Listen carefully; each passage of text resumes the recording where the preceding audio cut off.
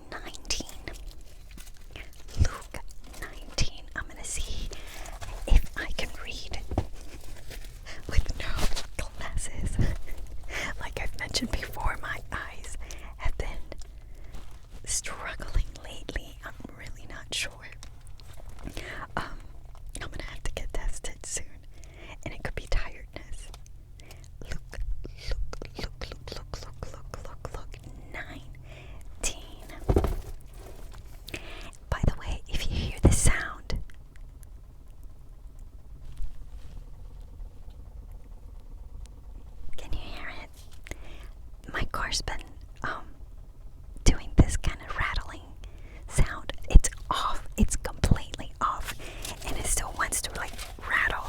It'll start and then it'll stop. It's just really crazy. But my husband has the same car as I do, and he's wanting to kind of do a little switch. So I may have a different car in the next couple weeks. Alright, let's move on to 19. Oh my gosh, we're almost towards the end. 19. Oh, Zacchaeus meets Jesus. Jesus was going through the city of Jericho. A man was there named Zacchaeus. In Spanish, it's Zacchaeus. Who was a very important tax collector, and he was wealthy. He wanted to see who Jesus was, but he was not able because he was too short to see above the crowd. He ran ahead to a place where Jesus would come, and he climbed a sycamore tree so he could see him. When Jesus came into the place, he looked up and said to him, "Zacchaeus, hurry and come down. I must stay at your house today." How cool would that be? If you're like, I'm just thinking of like someone famous, and you're kind of like going to them, and you're like, oh my gosh, I wish I could talk to him. I wish I could talk to him. And then all of a sudden they point at you and single you out and say, "Hey, get out of there, come down, because I'm coming to your house. I'm gonna go visit you." Oh my gosh, how exciting. Let's keep going. So Zacchaeus came down quickly and welcomed him gladly. All the people saw this and began to complain. Jesus is saying, "Staying with a sinner." But Zacchaeus stood and said to the Lord, "I will give half of my possessions to the poor. And if I have cheated anyone, I will pay back 4 times more." And Jesus said to him, "Salvation has come to this house today, because this man also belongs to the family of Abraham. The Son of Man came to find lost people and save them." Again, another example of how God is showing grace and giving grace to those that are repenting and that are changing their hearts. A story about 3 servants. As the people were listening to this, Jesus told them a story because he was near Jerusalem and they thought God's kingdom would appear immediately. He said, "A very important man went to a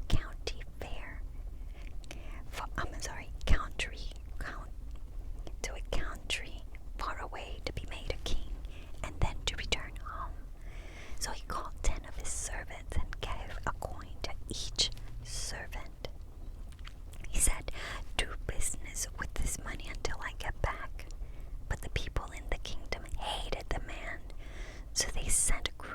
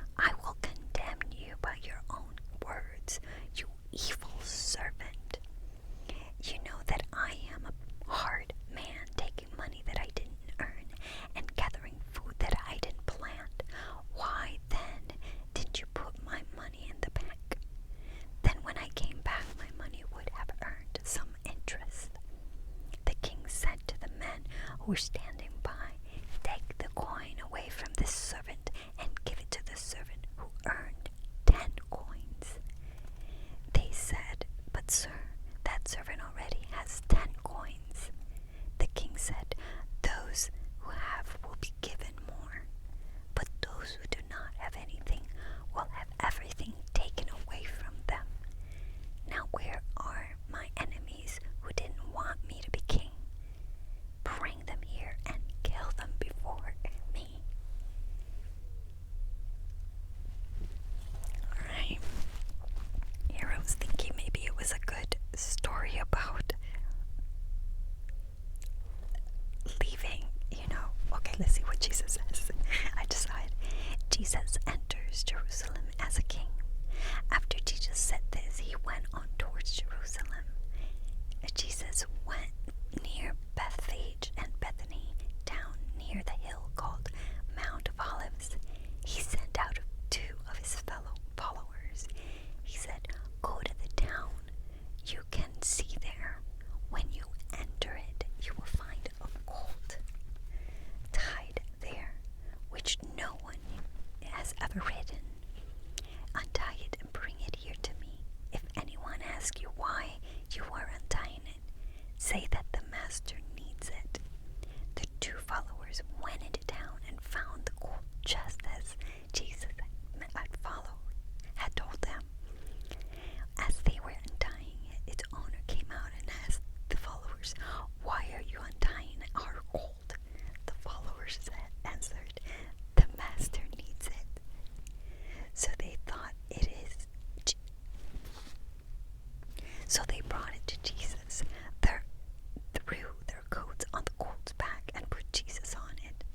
As Jesus rode towards Jerusalem, others spread their coats on the road before him. As he was coming close to Jerusalem on the way down to Mount of Olives, the whole crowd of followers began joyfully shouting, Praise God for all the miracles they had seen.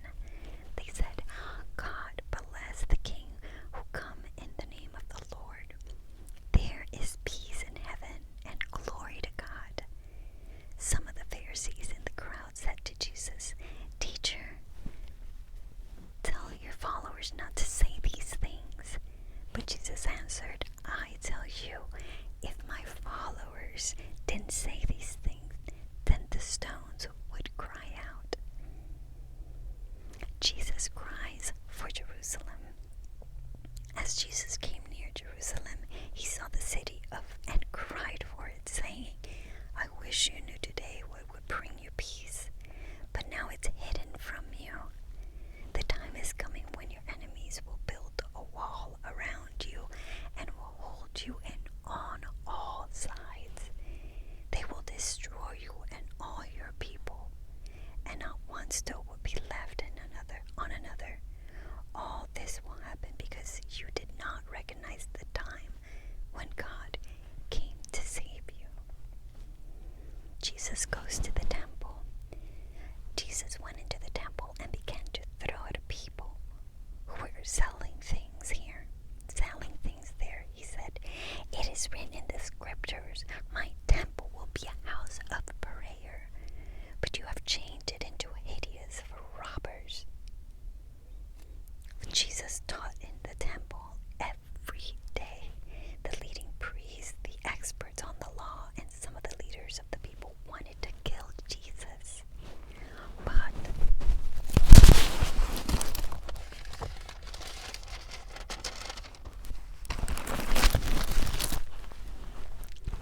But they did not know how they could do it because all the people were listening closely to him. I remember these. This is what they normally share. How they normally share, or they put this in this part of the story. They put them on all the stories that are like with Jesus, where he gets so angry and he flips the table. Makes a big chaos, and they're kind of using the temple in the wrong way. They're not showing respect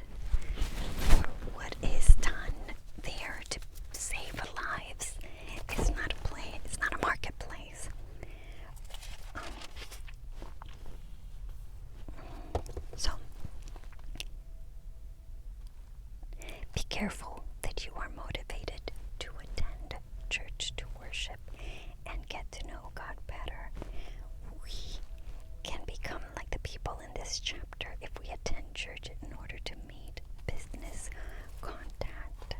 So it's basically, hey, don't use it as a form of gaining something out of it, as far as gaining something in this life, in this on earth, whether you're meeting people to get better connections and be able to move up in life or make more money and stuff like that. It's just saying stick to the what Jesus wants, respect church. The church is to bring people together and follow Jesus with what he's saying in the Bible, to show respect, believe and follow, and just continue that. I think churches can be,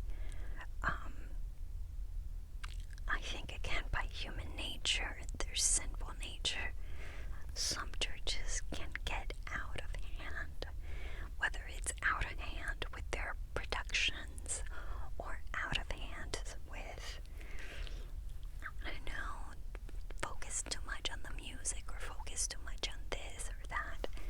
But again, only God knows what's in their hearts and in their leaders' hearts.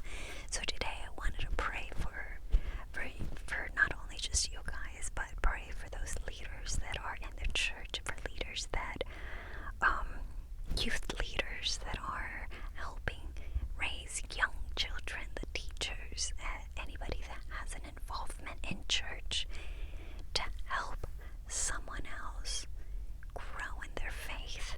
I pray that it's an honest truth, that they are with full intentions of what the Lord wanted. So may they have a clear heart, and may they have an open mind to do what's best and share the word and continue to share the word. So I hope you guys enjoyed this video, and this it looks like we're getting so close to the story. I'm not sure how far. I'm assuming it gets to all the way to where he gets crucified and then raises up. But anyhow, I thank you again for watching. Please stay tuned. Please share a little comment. So